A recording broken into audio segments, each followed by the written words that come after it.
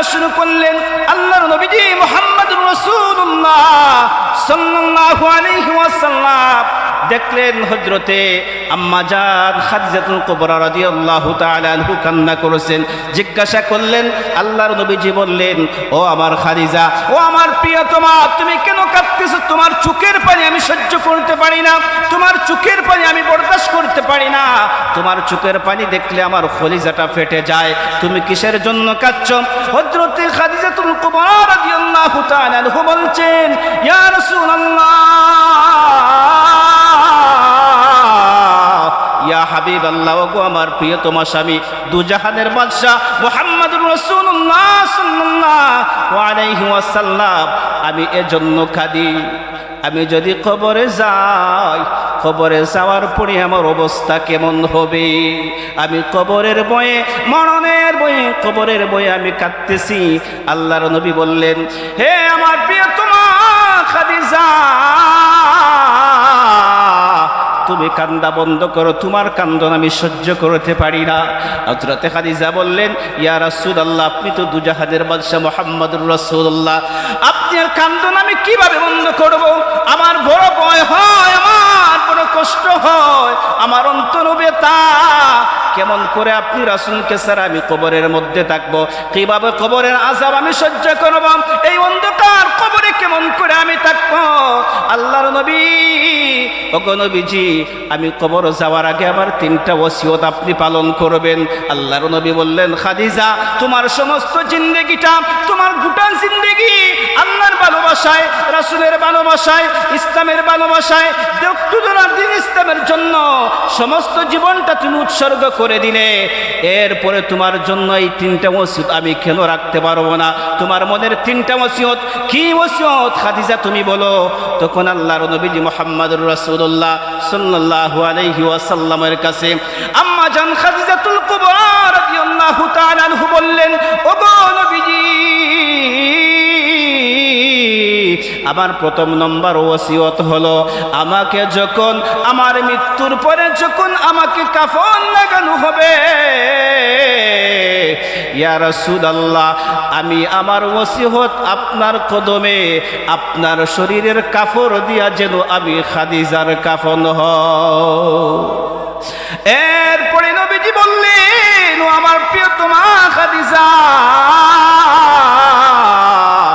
তোমার ওসিয়ত আমি পালন করব।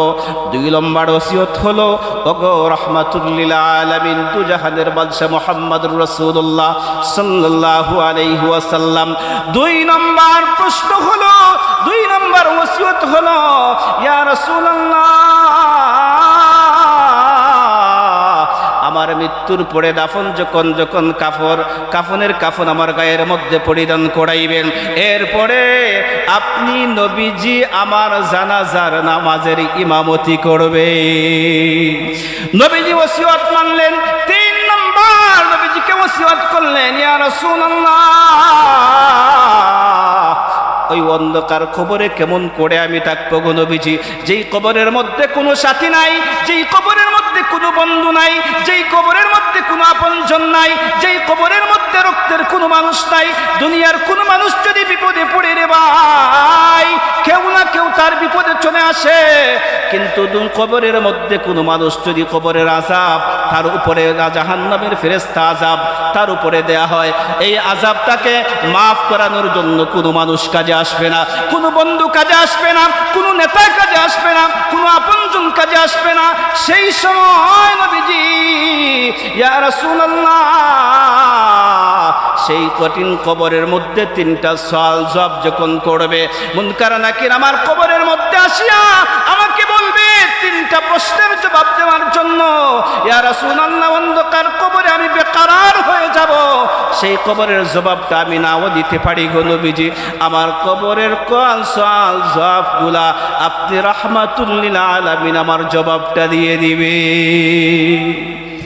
আল্লাহর নবীজি দুজাহানের বাদশা মুহাম্মদুর রাসূলুল্লাহ খাদিজার সাথে ওয়াদা করলেন, এই 3টা জবাব অবশ্যই আমি আপনার ওয়াদা রাখলাম। আল্লাহর নবীজি মুহাম্মদুর রাসূলুল্লাহ সাল্লাল্লাহু আলাইহি ওয়াসাল্লাম ওয়াসাল্লাম খাদিজার ইন্তেকাল হয়ে গেল। ইন্তেকালের পরে আল্লাহর নবীজির চোখের পানি বন্ধ করতে পারেন নাই। নবীজি সব সময় চোখের পানি পড়তেছে। আল্লাহর নবী জিব্রাইল আসলেন। হে জিব্রাইল আসিয়া বললেন, রাসূলুল্লাহ আপনার চোখের পানি আল্লাহ সহ্য করতে পারেন না। আপনার চোখের পানি কোন নবীজি রহমতের ফেরেশতা সহ্য করতে পারে না। খাদিজার ইন্তেকাল হয়ে গেল। নবীজি প্রথম ওসিয়ত খাদিজার নিজের গায়ের কাপড় দিয়া, হযরতে খাদিজার প্রথম ওসিয়ত হযরতে খাদিজাকে কাফন পরাইলেন। দ্বিতীয় নাম্বার ওসিয়ত আল্লাহর নবীজি হযরতে খাদিজার নামাজের জানাজার নামাজের ইমামতি আল্লাহর নবীজি নিজে করলেন। এরপরে তৃতীয় নাম্বার ওসিয়ত আমার বাবারা, পর্দার আড়ালের মা খান পেতে শুনুন গো মা, হযরতে খাদিজা তিনিও মা, আপনিও ঘরের একজন মা। ও আমার পর্দার আড়ালের মা, আপনিও মা, আপনিও দুনিয়ার সন্তান দিয়েছেন, আপনি একজন পরিবারের একজন অভিভাবক। ও মা, আপনার ঘরে সন্তান আছে, আপনার স্বামী আছে। আপনি যদি ভালো নেক আমল করেন, স্বামীকে ভালো জায়গায় পাঠান, ভালো আমাদের জন্য পাঠান, এই মাহফিলে পাঠান, হয়তো ময়দানে মাহশর আপনার স্বামীকে আপনার সন্তানকে এই মাহফিলে পাঠানোর জন্য আল্লাহ এই পাঠানোটা কবুল করে নিবে। ময়দানে মাহশর হয়তো আপনার জন্য নাজাতের উসিলা হয়ে যেতে পারে। এরপরে খাদিজা যখন কবরের মধ্যে রাখা হলো, মাটি দেয়া হলো, আল্লাহর নবীজি খাদিজার বিরহ বেদনায় সহ্য করতে পারেন নাই। যে খাদিজা যে নিজের সমস্ত জিন্দেগিটা আল্লাহর জন্য, রাসূলের জন্য, আল্লাহর নবীর রক্তে জোড়া দ্বীন ইসলামের জন্য খাদিজা সমস্ত সম্পত্তি দিল, নিজের জীবন উৎসর্গ করে দিল। সেই খাদিজাকে নবীজি কবরের মধ্যে রাখিয়া নবীজি কবর থেকে আসতে মন চায় না। কবরের মধ্যে নবীজি এমনভাবে দুটো হাত মেলাইয়া কবরের উপরে আল্লাহর নবী শুয়ে পড়লেন। সাহাবায়ে কেরাম বললেন, ইয়া রাসূলুল্লাহ আপনি চলে আসেন। সবাই চলে গেলেন। আল্লাহর নবীজি বললেন, খাদিজার কবরের জবাব, প্রশ্নের জবাবগুলো আমি না দিয়ে আমি কবর থেকে যাব না, তার সাথে আমার ওয়াদা। তাই 3 নম্বর ওয়াদাটা আমি যদি পালন না করি খাদিজা কষ্ট পাবে। একটু পরেই জিব্রাইল চলে আসলো, আসিয়া বলল, ইয়া রাসূলুল্লাহ,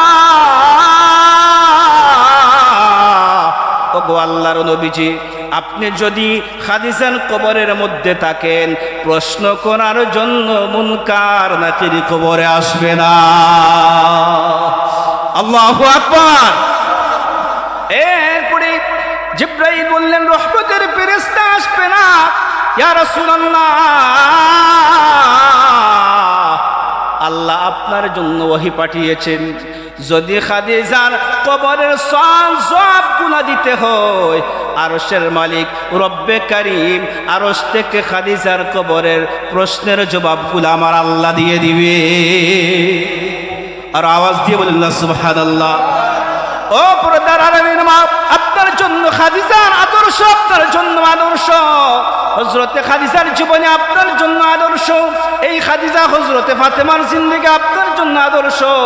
পর্দার আড়ালের মা, অনুরোধ করে বলবো, আপনার স্বামীকে মাহফিলে পাঠান, আপনার কলিজার টুকরা সন্তানকে মাহফিলে পাঠান।